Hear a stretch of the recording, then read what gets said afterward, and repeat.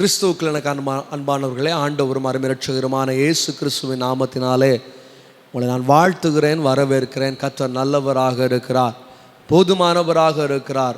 நம்முடைய வாழ்க்கையில் நன்மைகளை செய்ய கர்த்தர் ஜீவனுள்ள தேவனாக இருக்கிறார். யூடியூப்பில் பார்க்கிற ஒவ்வொரு ஜனங்களையும் ஆண்டவராக இயேசு கிறிஸ்துவின் நாமத்தினாலே ரேமா ஊழியங்களின் மூலமாய் வாழ்த்துகிறேன், வரவேற்கிறேன்.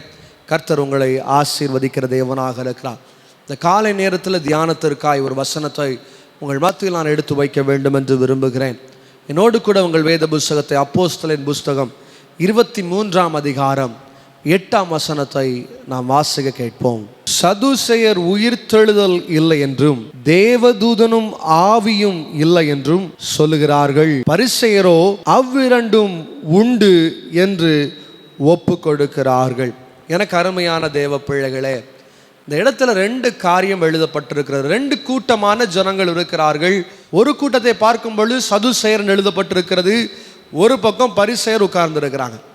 ஒரு கூட்டம் சொல்றாங்க ஆவி கிடையாது, தேவதூதர்கள் இல்லை என்று அவர்கள் ஒரு பக்கம் தர்க்கம் பண்ணிட்டு இருக்கிறாங்க. ஒரு பக்கம் பார்த்தா ஒரு கூட்ட ஜனங்கள் சொல்றாங்க தேவதூதர்கள் உண்டு, பரிசுத்த ஆவியானவர் உண்டு, ஒரு பக்கம் பேசிக்கிட்டு இருக்கிறாங்க. இன்றைக்கி நிறைய இடத்துல இதான் ஒரு கேள்விக்குறியாக இருக்கிறது. ஒரு பெரிய பிரச்சனைக்குள்ள ஒரு பெரிய ஒரு காரியமாக இது காணப்படுகிறது.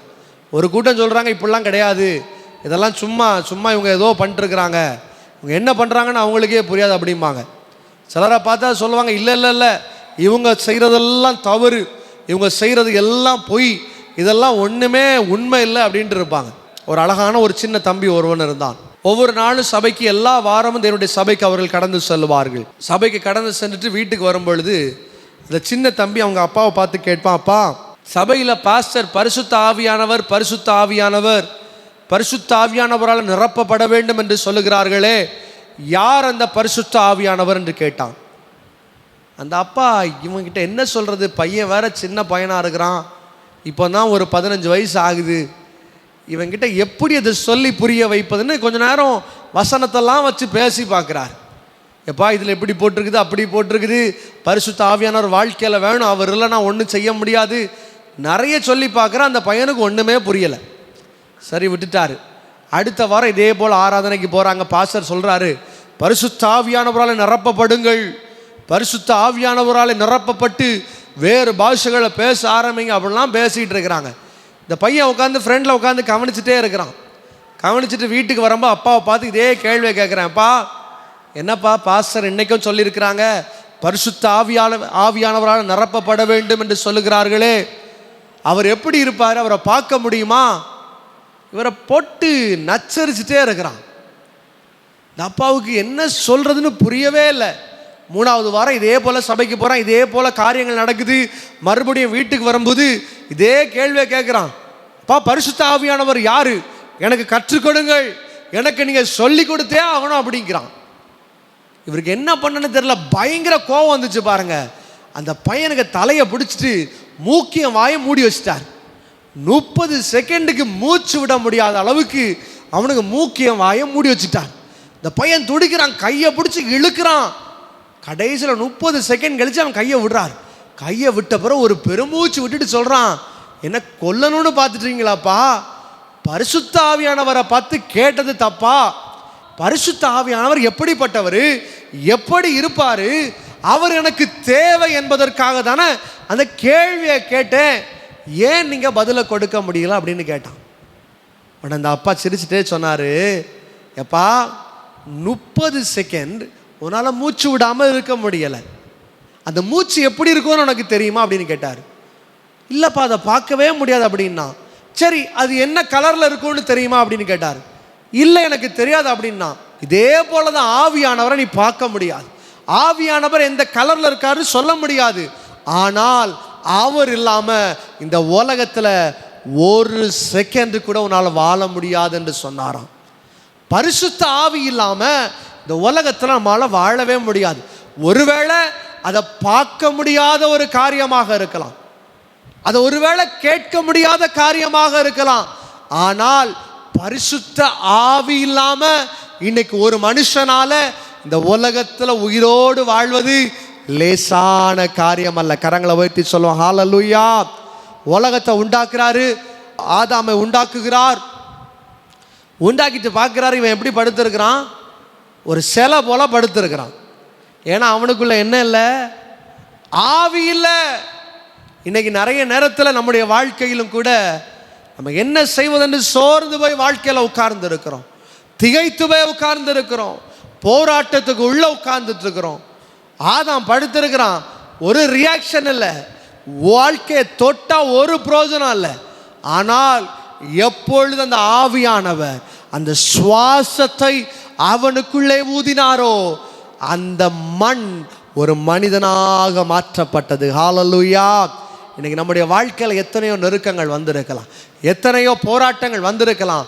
ஆவியானவர் ஒரு மனுஷனுக்குள்ளே இருப்பாரே ஆனால் அந்த மனுஷனுடைய குணாதிசயம் எப்படி இருக்கும்?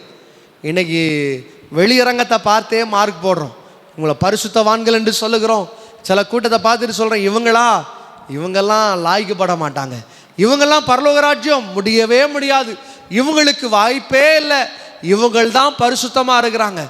ஒவ்வொருத்தருக்கும் ஒவ்வொரு கணக்கை நம்ம வச்சுட்டு இருக்கிறோம். வேத புஸ்தகத்தின் உதவியோடு 3 காரியங்களை உங்கள் மத்தியில் எடுத்து வைக்க வேண்டும் என்று விரும்புகிறேன். ஒரு மனுஷனுக்குள்ள பரிசுத்த ஆவியானவர் இருப்பார்னு வச்சுக்கோங்களேன். அந்த மனுஷன் எப்படிப்பட்ட காரியத்தை செய்வான், அந்த மனுஷன் எப்படிப்பட்ட வாழ்க்கையை வாழுவான், தெளிவாக வேத புஸ்தகத்தில் எழுதப்பட்டிருக்கிறது.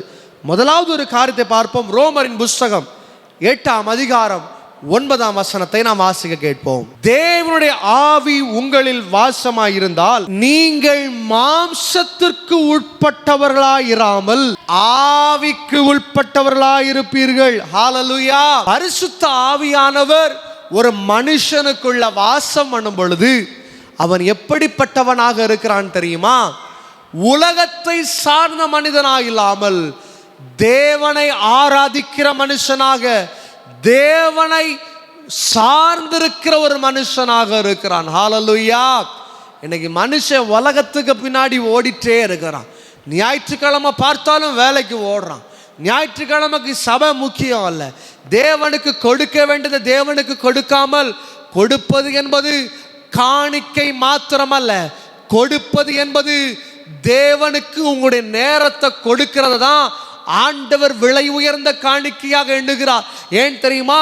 வேத புஸ்தகத்தில் எழுதப்பட்டு இருக்கிறது, உங்களை நீங்கள் தகன பலியாக தேவனிடத்தில் கொடுக்க வேண்டுமா. இன்னைக்கு நிறைய சபைகளில் கொடுன்னு கேட்டே இருக்கிறான். உலக பிரகாரமான காரியங்களுக்கு முதலிடத்தை ஒரு இடத்துல கொடுக்கிறாங்கன்னா அந்த இடத்துல பரிசுத்த ஆவியானவர் அசைவாட முடியாது. ஆனால் யாரு ஆவியானவருக்கு முதலிடத்தை கொடுக்கிறார்களோ, ஆண்டவரே உலகம்லாம் செகண்டரி தான், இந்த காணிக்கை 2வது தான், ஆனா என் இருதயத்தை முதல்ல கொடுக்கிறேன்ப்பா. ஆண்டவரே என்னிடத்துல கொடுப்பதற்கு ஒன்றுமில்ல, என்னுடைய இருதயம் மாத்திரம் தான் இருக்குது. யாரு கொடுக்கிறீங்களோ அந்த பரிசுத்த ஆவியானவர் உங்களுக்குள்ள கடந்து வரும் பொழுது குறைவுகளை நிறைவாக்க அவர் வல்லமை உள்ள தேவனாக இருக்கிறார். கரங்களை வைத்து சொல்லுங்க ஹல்லேலூயா. முதலாவது ஒரு காரியத்தை பார்க்கிறோம்.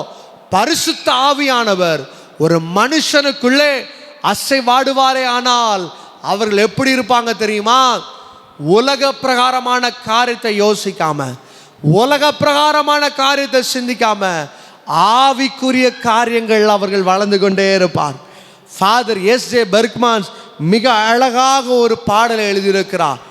பொருள் மேல கண்ணு போச்சுன்னா போச்சம்மா ஓ அபிஷேகம்.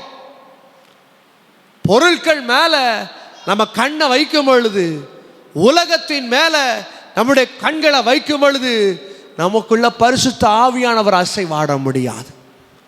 லோத்தோடைய வாழ்க்கையை பார்க்கும் பொழுது தேவனுடைய அழைப்பை பெற்றுக்கொள்கிறார். தீர்க்க தரிசனத்தை பெற்றுக்கொண்டு தன்னுடைய குடும்பமாக தப்பித்து வெளியே வருகிறார். வெளியே வரும்போது என்ன நடக்குது தெரியுமா? ஆண்டவர் சொல்றாரு, அந்த சோதம் குமாராவை நான் அழிக்க போகிறேன். ஏனென்றால் அவர்கள் தேவனுக்கு பிரியமில்லாத வாழ்க்கையை வாழ்றாங்க, தேவன் விரும்பாத வாழ்க்கையை வாழுகிறார்கள். தேவனுக்கு எது பிரியமில்லையோ அதை தங்களுடைய வாழ்க்கையில் செய்து கொண்டிருக்கிறார்கள். லோத்தையும் குடும்பத்தையும் ஆண்டவர் காப்பாற்றுறார். வெளியே வரும் பொழுது தன்னுடைய மனைவி என்ன செய்தால் தெரியுமா? பின் திரும்பி பார்த்து நான் விட்டுட்டு வந்த உலகம், நான் விட்டுட்டு வந்திருக்கிறேனே என்னுடைய உறவினர்கள், என்னுடைய பொருள், என்னுடைய வீடு, ஆஸ்தி, அந்தஸ்து என்று திரும்பி பார்க்கிறாள். தேவனுடைய கட்டளைகளுக்கு மீறி நடந்தாள். நடந்த காரியம் என்ன தெரியுமா? அவள் உப்பு தூணாக மாற்றப்பட்டாள். எனக்கு பிரியமான தேவ ஜனங்களே, பரிசுத்த ஆவியானவர் ஒரு மனுஷனுக்குள்ளே இருப்பானேயானால் அவன் திரும்பி பார்ப்பதல்ல. எத்தனை போராட்டம் வந்தாலும், எத்தனை பிரச்சனை வந்தாலும் அவனுடைய ஃபோக்கஸ் ஆண்டவரை நோக்கி இருக்கும். அவனுடைய ஃபோக்கஸ் ஆவியானவரை நோக்கி இருக்கும். எத்தனை தோல்விகள் வந்தாலும் அவனுடைய ஃபோக்கஸ் அந்த பரலோக ராஜ்யத்தை நோக்கி இருக்கும். எனக்கு மனுஷங்க கொஞ்சம் கஷ்டம் வந்தாலே ஆண்டவரை விட்டு, ஆவியானவரை விட்டு எவ்வளவோ தள்ளி போயிட்டு இருக்கிறாங்க. இன்னைக்கு ஒரு கூட்டம் பேசுகிறான், ஆவியானவர் கிடையாது, ஆவியானவர்னு ஒன்றே கிடையாது. அது எப்படி இருக்க முடியும்? ஆனால் தேவனுடைய ஆவியானவர் இல்லாமல் இந்த உலகத்தில் ஒரு நொடி வாழ்வது நமக்கு ரொம்ப கடினமான காரியம். இன்னைக்கு தேவன் கிருபையாக நாட்களை கொடுத்திருக்கிறார். தேவன் கிருபையாக வசனத்தை கொடுத்திருக்கிறார். பரிசுத்தமாக வாழுவோம். இந்த உலகத்திற்கு ஒத்த வேஷம் தரித்தவர்களாக இல்லாமல் தேவன் விருப்பப்படுகிற, தேவன் எதை நம்முடைய வாழ்க்கையில் விரும்புகிறாரோ அந்த பரிசுத்தம் உள்ள வாழ்க்கையை ஆவியானவரை சார்ந்து வாழும் பொழுது நிச்சயமாய் தேவன் நம்மை உயர்த்தவர் கிருபை உள்ளவராக இருக்கிறார். விசுவாசிக்கிறவங்க கரங்களை மேலே வைத்து சொல்லுங்க, ஹல்லேலூயா. முதலாவது ஒரு அனுபவம் எழுதப்பட்டிருக்கிறது. ஒரு மனுஷனுக்குள்ள ஆவியானவர் இருப்பாரே ஆனால் அவனுக்குள்ள இருக்கிற ஒரு குணாதிசயம் என்ன தெரியுமா? அவன் உலகத்தை சார்ந்து இருப்பதில்லை. வசனம் சொல்லியிருக்கிறது, முதலாவது தேவனுடைய ராஜ்யத்தையும் அவருடைய நீதியும் தேடுங்கள். First seek the kingdom of God and his righteousness. அவருடைய நீதியை தேடுங்கள், அவரை சார்ந்திருங்கள். தேவனுடைய சமூகத்திற்கு, தேவனுடைய ஆராதனைக்கு, தேவனுடைய சமூகத்திற்கு முதலிடத்தை கொடுப்பவர்களை ஆண்டவர் உயர்த்துகிற தேவனாக இருக்கிறார். அவர்களுக்குள்ளே பரிசுத்த ஆவியானவர் அசைவாடுகிற தேவனாக இருக்கிறார். அவர் அசைவாடும் பொழுது எப்படிப்பட்ட நெருக்கம் வந்தாலும் தேவன் விடுவிக்க வல்லமை உள்ள தேவனாக இருக்கிறார். ஹல்லேலூயா. ரொம்ப அழகான ஒரு அனுபவம் சொல்லப்பட்டிருக்கிறது. தேவனுடைய ஆவி உங்களில் வாசமாயிருந்தார். அவருடைய ஆவி உங்களுக்குள்ள இருக்குன்னு வச்சுக்கோங்களேன். உங்கள் வாழ்க்கையில் எப்படிப்பட்ட கேரக்டர் ரிஃப்ளெக்ட் ஆகும் தெரியுமா? நீங்கள் உலகத்தை சார்ந்தே இருக்க மாட்டீங்க. இன்றைக்கி சிலரை பார்க்கும்போது ஞாயிற்றுக்கிழமை மட்டும் சபைக்கு வருவாங்க, ஞாயிற்றுக்கிழமை பரிசுத்தமாக வாழுவாங்க. ஆனால் திங்கக்கிழமையிலேருந்து சனிக்கிழமை வரைக்கும் மனம் போன போக்கில் வாழ்க்கையை வாழுவாங்க. உலகத்துக்கு ஒத்த வேஷம் தரித்து கொண்டு இந்த உலகத்துக்கூடையே வாழ்ந்துட்டு இருப்பாங்க.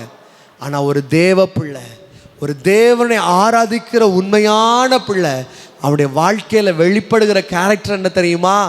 ஞாயிற்றுக்கிழமை மாத்திரம் அல்ல, வாழ்நாள் முழுசும் தேவனை மாத்திரம் சார்ந்து இருப்பார்கள். இன்னைக்கு நிறைய பேர் சொல்லுவாங்க, ஆண்டவரை மட்டும் சார்ந்திருந்தா எப்படியா நாங்கள் மேலே வர முடியும்? ஆண்டவரை மட்டும் நம்பி இருந்தா எப்படி எங்கள் வாழ்க்கை மேலே வர முடியும்? ஆண்டவரை மட்டும் நம்பி இருந்தா எப்படி எங்கள் பாடுகள் மாறும்? யோபுவை பார்க்கும் பொழுது வேத புஸ்தகம் மிக தெளிவாக சொல்லியிருக்கிறது, அவன் தேவனை முழுவதுமாக சார்ந்திருந்தான். உலக மனிதர்கள் ஏளனமாய் பேசினாலும், சொந்த மனைவி தன்னை குறித்து ஏளனமாக பேசினாலும், யோபு செய்த ஒரே ஒரு காரியம், தேவனை முழுவதுமாக சார்ந்திருந்தான். அந்த பரிசுத்த ஆவியானவரை முழுவதுமாக நம்பி இருந்தான். நடந்த காரியம் என்ன தெரியுமா? வேத புஸ்தகம் யோபுவை குறித்து தெளிவாக சொல்லி இருக்கிறது.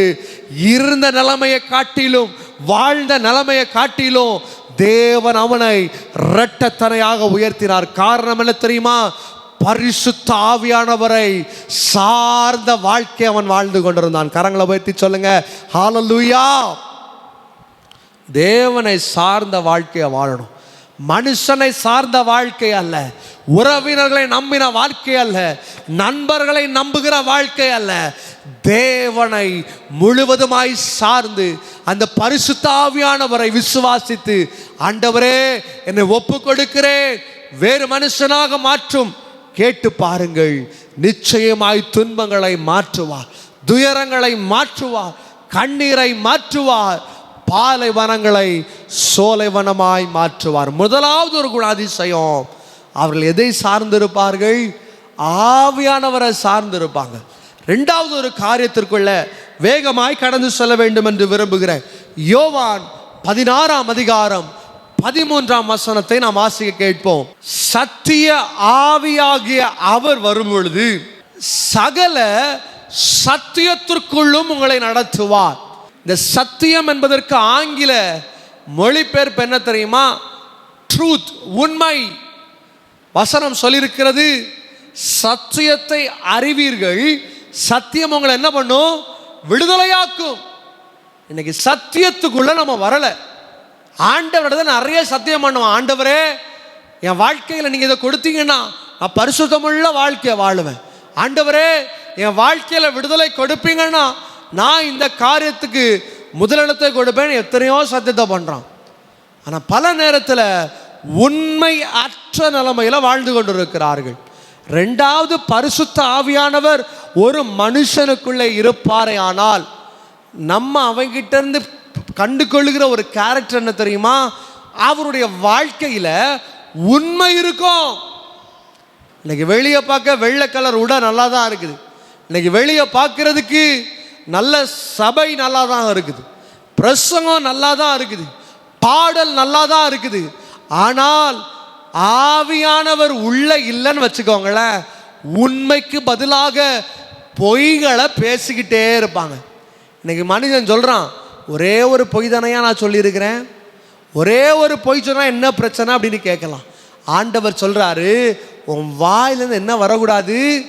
பொய் வரக்கூடாது. உன் வாயிலிருந்து மோசமான காரியம் வரக்கூடாது.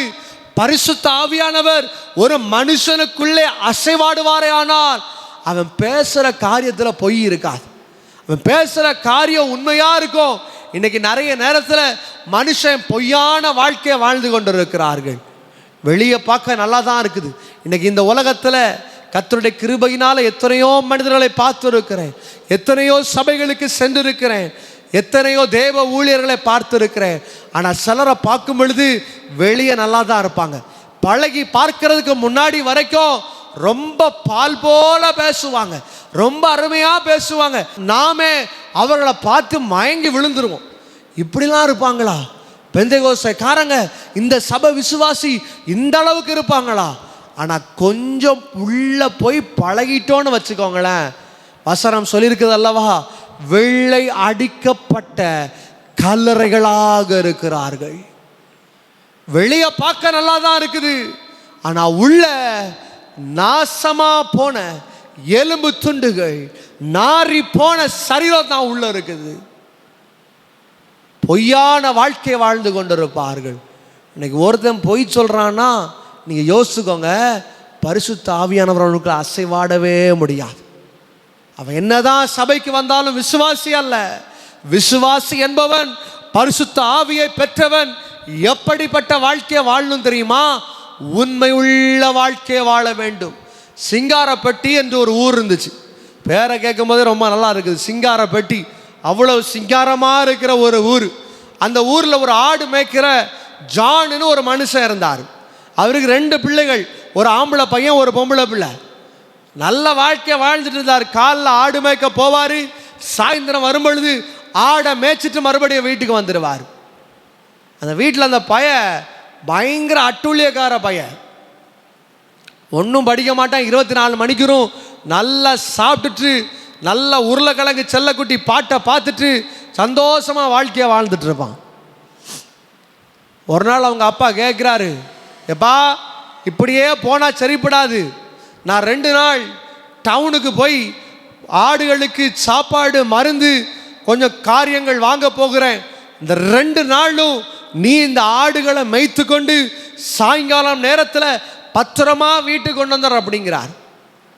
இவன் பயங்கரமான வாயாடி பையன். அப்பாவை பார்த்து சொல்றான், முடியாது, என்னால் இதை செய்ய முடியாது அப்படிங்கிறான். சரி பரவாயில்லப்பா, வேற வழியே இல்லை, எப்படியாவது செய்தாக வேண்டும் என்று சொன்னான். அவங்க அம்மா வந்தாங்க, உனக்கு படிப்பு தான் ஏறலை, உனக்கு மண்டையில் புத்தி தான் இல்லை, ஆடு மேய்ப்பதற்காக போய்விடு அனுப்பி வச்சுட்டாங்க. போகிறான். காலையிலே ஆடெல்லாம் பற்றிக்கிட்டு போகிறவன் ஆடெல்லாம் மேய்ச்சலுக்கு விட்டுட்டு ஒரு இடத்துல உட்கார்ந்துருக்கிறான். தூரத்தில் பார்த்தா சிலர் அழகாக மாடுகளை உழுது கொண்டிருக்கிறார்கள், வயலில் நெல்களை விதைத்து கொண்டிருக்கிறார்கள், அறுத்து கொண்டிருக்கிறார்கள். அப்படிப்பட்ட காரியங்கள் அங்கே நடந்துட்டு இருக்குது. இவன் கொஞ்ச நேரம் உட்கார்ந்து பார்த்தான். அந்த ஒரு கல் கிடைச்சதில் கையை கட்டிட்டு உட்கார்ந்துருக்கிறான். நேரம் போயிட்டே இருக்குது. இவனுக்கு பயங்கர போர் அடிக்குது. வீட்டு பக்கத்தில் இருந்தால் எல்லாத்தையும் ஒரே விளையாட்டாக இருக்கும், ஒரே பாட்டு பாடி ஒரே ஆட்டமும் பாட்டமாக இருக்கும். தனியாக உட்கார்ந்துருக்கிறான். என்ன பண்ணுறன்னு தெரியல. அந்த ஜனங்களை பார்த்து சொல்கிறான், ஏ சிங்கம் வருது, ஓடு ஓடு அப்படிங்கிறான். இவங்க எல்லாரும் வயலில் இருந்தவங்க தடால் புடலாக ஓடுறாங்க. சிங்கம் வருது போல இருக்கு, ஓடும் அப்படின்னு ஓடி வராங்க. 4-5 பேர் கம்பெல்லாம் தூக்கிட்டு வந்து இந்த சின்ன பொடியை மாட்டிக்கிட்டான் போல இருக்கு, காப்பாற்றுவோன்னு கம்பை தூக்கிட்டு வராங்க. இவன் கண்ணையும் தள்ளிட்டு நிற்கிறான். எப்பா எங்கப்பா சிங்கம்? நான் சிங்கம் அங்கே இருக்குது, நான் சும்மா சொன்னேன் அப்படின்ட்டு சிரிச்சுக்கிட்டு இருக்கிறான். சரி சின்ன பயலாச்சேன்ட்டு விட்டுட்டு போயிட்டாங்க. சாயந்தரம் வீட்டுக்கு கொண்டு வந்துட்டான். 2வது நாள் இதே போல் கொண்டு போகிறான். கொண்டு போகும்போது இதே போல் எல்லாரும் வேலை செய்துட்டு இருக்கிறாங்க. ஆடு மேய்ந்து கொண்டு இருக்கிறது. திடீர்னு சத்தம் போடுறான், ஏ சிங்கம் வருது சிங்கம் வருது அப்படிங்கிறான். சிலர் பார்க்குறாங்க, இவனுக்கு அறிவு கிடையாது, என்ன சொன்னாலும் இவன் திருந்த மாட்டான் போல இருக்குது, என்ன பிள்ளைய வளர்த்து வச்சிருக்கிறான், இப்படி போய் பேசிக்கிட்டு திரியிறானே அப்படின்னு விட்டுட்டாங்க. 2வது நாள் வீட்டுக்கு வரான், தூங்குறான், படுக்கிறான். அடுத்த நாள் காலையில் அப்பா வருவேன்னு சொன்னாங்களே, அப்பாவை காணும். வேற வழி இல்லாமல் ஆடை கொண்டு போகிறான். கொண்டு போகும்போது 3ஆம் நாள் இதே போல் அந்த ஜனங்கள் இருக்கிறார்கள். திடீர்னு இதே போல் சத்தம் போடுறான், ஐயோ சிங்கம் வந்தது சிங்கம் வந்ததுன்னு சொல்லுகிறான். வயலில் இருந்தவங்கெல்லாம் முட்டா பையன், இவன் இப்படி தான் பேசிக்கிட்டு இருப்பான், மண்டையில் அறிவும் கிடையாது ஒன்றும் கிடையாது. நேரம் போகலை இவனுக்கு, எதையாவது கத்திக்கிட்டு இருக்கணும்னு விட்டுட்டாங்க. ஒரு மணி நேரம் கழித்து ஜனங்கள்கிட்ட வந்து சொல்கிறான், என் ஆட்டுக்குட்டியை காப்பாற்றித்தாங்க. எல்லாரும் பார்த்துட்டு கேட்குறாங்க, ஏ நீங்களை ஏமாத்த தானே செய்கிற, உனக்கு கொஞ்சமாவது அறிவு இருக்கா அப்படின்னு கேட்குறாங்க. பார்த்தா அங்கே சென்று பார்க்குறாங்க, எல்லா ஆடுகளும் சிங்கம் வந்து கடித்து அதை துண்டு துண்டாக கிழித்து போட்டிருந்தது. மனுஷன் நினைக்கிறான் பொய்ய சொல்லி ஆசீர்வாதமாக மாறிடலாம், பொய்ய சொல்லிட்டா நான் சந்தோஷமாக வாழ்ந்துடலாம். பொய் ஒரு நாள் உங்கள் வாழ்க்கையை வாழ விடவே செய்யாது. ஒருவேளை அந்த நேரத்தில் நீங்கள் பார்க்கும்போது நல்லா சந்தோஷமாக இருப்பீங்க. நான் சில ஜனங்களை பார்த்துருக்கிறேன், பொய் சொன்னவங்க அந்த நேரத்தில் ரொம்ப நல்லா இருந்திருக்கிறாங்க. இன்னைக்கு அவருடைய பேக்ரவுண்டை கேள்விப்படும் பொழுது நமக்கு தோன்றுகிற ஒரு காரியம் என்ன தெரியுமா? வெளியே நல்லா தான் வாழ்கிறாங்க, வெளியே பார்ப்பதற்கு பணக்காரங்களாக இருக்கிறாங்க, வெளியே பார்ப்பதற்கு உயர்ந்த ஸ்தானத்தில் நாங்கள் யாரு தெரியுமா என்று சொல்லுகிறவர்களுக்கு மெச்சிக்கொள்கிற வாழ்க்கையை வாழுகிறார்கள். ஆனால் அந்த ரங்கத்தில் போராட்டத்தோடு வாழ்ந்து கொண்டிருக்கிறார்கள், அந்த ரங்கத்தில் பிரச்சனைகளோடு வாழ்ந்து கொண்டிருக்கிறார்கள், அந்த ரங்கத்தில் குடும்பத்தில் சமாதானத்தை இழந்து ஒரு பொய்யினால குடும்பம் உடைக்கப்பட்ட நிலைமையில் வாழ்ந்து கொண்டிருக்கிறார்கள். காரணம் என்ன தெரியுமா? ஒரே ஒரு பொய். அன்னைக்கு மட்டும் உண்மையை சொல்லி வாழ்ந்திருப்பாங்கன்னு வச்சுக்கோங்களேன். உண்மையா நான் செஞ்சது தவறு தான்யா, நான் தெரியாம பண்ணிட்டேன், இது நான் செய்தது தவறு தான் ஒப்பு கொடுத்திருப்பாங்கன்னா இன்னைக்கு குடும்பமும் நல்லா இருந்திருக்கும், வாழ்க்கையை நல்லா இருந்திருக்கும். தேவனுக்கு பிரியமில்லாத காரியத்தை ஒரு மனுஷன் செய்வான்னா அவன் வாழ்க்கையில் அடி விழும். வசனம் சொல்லி இருக்கிறது, சத்தியம் உங்க வாழ்க்கையில விடுதலையாக்கும். ட்ரூத்ஃபுல் லைஃப், பரிசுத்த ஆவி ஒருத்தனுக்குள்ள இருக்கும்னா வாழ்ற வாழ்க்கை பரிசுத்தம் உள்ளதாக இருக்கும். இன்னைக்கு தேவனுடைய சமூகத்தில் கேளுங்க, ஆண்டவரே நான் ஒருவேளை பொய்யுள்ள வாழ்க்கையை வாழ்ந்துட்டு இருக்கேன்னா இன்னைக்கு என்னை ஒப்பு கொடுக்கிறேன் ராஜா, என்னை வேறு மனுஷனாக மாற்றும், நெருக்கத்தை மாற்றும், என் சூழ்நிலைகளை மாற்றும் என்று கேளுங்கள். நிச்சயமாய் தேவன் உங்களை உயர்த்துகிற தேவனாக இருக்கிறார். 2வது ஒரு குணாதிசயம், ஒருவனுக்குள்ள பரிசுத்த ஆவியானவர் இருப்பாரே ஆனால் வாழ்க்கையில் பொய் சொல்லுவதே இல்லை. ஹல்லேலூயா. உண்மையை சொல்லுகிறவர்களாக இருப்பாங்க. உண்மையை சொல்லும் பொழுது உண்மை அவர்களை விடுவிக்கும். பரிசுத்த ஆவியானவர் விடுவிப்பார். பரிசுத்த ஆவியானவர் நெருக்கங்களை மாற்றுகிற தேவனாக இருக்கிறார். கடைசியாக ஒரே ஒரு காரியத்தை சொல்லி நான் ஜெபம் செய்ய வேண்டும் என்று விரும்புகிறேன். எபேசியர் 1ஆம் அதிகாரம் 14ஆம் வசனத்தை நாம் வாசிக்க கேட்போம். அவருக்கு சொந்தமானவர்கள் அவருடைய மகிமைக்கு புகழ்ச்சியாக மீட்கப்பட்டவர்களாக இருப்பார்கள். பரிசுத்த ஆவியானவர் என்றாலே முதல் வார்த்தையை பார்க்குற என்ன எழுதி இருக்குது? பரிசுத்தம். மீட்கப்பட்டிருப்பார்கள். பழைய பாவ வாழ்க்கையை விட்டுவிட்டு புதிய ஒரு வாழ்க்கைக்குள்ளே கடந்து வந்திருப்பார்கள். இன்னைக்கு பரிசுத்தம்னா எல்லாரும் நினைக்கிற ஒரு காரியம் என்ன தெரியுமா? வெளிப்பிரகாரமான அலங்காரம், வெளிப்பிரகாரமாக பார்க்கிற காரியத்தை பரிசுத்தம் நினைச்சுக்கிட்டு இருக்கிறாங்க. ஆனா பரிசுத்தம் என்பது என்ன தெரியுமா? ஒரு மனுஷன் மீட்கப்பட்டிருக்க வேண்டும். வெளிப்பிரகாரமா போடுற ட்ரெஸ்ஸை வச்சு அவன் பரிசுத்தவான் என்று சொல்ல முடியாது. வெளிப்பிரகாரமா அவன் சபைக்கு போறதை வச்சு பரிசுத்தவான் என்று சொல்ல முடியாது. வெளியரங்கத்தில் பார்க்கிறதுக்கு பரிசுத்தமாய் தோன்றுகிற எல்லாவற்றிலும் நம்ம ஜாக்கிரதையாக இருக்கணும். வசனம் சொல்லி இருக்கிறது, பரிசுத்த ஆவி ஒருத்தனுக்குள்ள இருக்குன்னா அவனுடைய அடையாளம் என்ன தெரியுமா? அவன் மீட்கப்பட்டிருப்பான். பழைய பாவங்களை தன்னுடைய வாழ்க்கையில் அவன் செய்வதில்லை. கடந்து வந்த பாதைகளை குறித்து அவன் திரும்ப யோசிப்பதில்லை. யோசேப்பை குறித்து பார்க்கும் பொழுது ராஜாவுடைய வீட்டில் இருக்கிறான். ராஜகுமாரத்தை சொல்லுகிறாள், you want to with me என்று கூப்பிடுகிறாள். நீ என்னோடு கூட இருக்க வேண்டும். ஆனா யோசேப்பு சொல்லுகிறான், நீ நினைக்கிற மாதிரி நான் சாதாரண மனுஷன் அல்ல, என்னோடு கூட பரிசுத்த ஆவியானவர் இருக்கிறார். அவர் பரிசுத்தத்தை விரும்புகிற தேவனாக இருக்கிறார். நான் பரிசுத்தமாக நடப்பேன் என்று சொல்லுகிறான். இன்னைக்கு சின்ன ஒரு காரியம் ஆசீர்வாதம் கிடைச்சிட்டாலே இதெல்லாம் விட்டுட்டு ஓடிட்டு இருக்கிறோம். என்னதான் தேவனை குறித்து அறிந்து ரட்சிக்கப்பட்டு சபைக்கு வந்தாலும் கொஞ்சம் உலக பிரகாரமான தேவைகள் வந்துட்டு வச்சுக்கோங்களேன், ஆண்டவரை விட்டுட்டு உலகத்துக்கு பின்னாடி ஓடிட்டு இருப்பாங்க. மீட்கப்பட்ட வாழ்க்கையை மறந்து விடுவார்கள். ஞானஸ்தான வாழ்க்கையை மறந்து விடுவார்கள். அபிஷேகம் பண்ணப்பட்ட வாழ்க்கையை மறந்து விடுவார்கள். எனக்கு அருமையான தேவ பிள்ளைகளே, மூன்றாவது ஒரு அனுபவம் எழுதப்பட்டிருக்கிறது.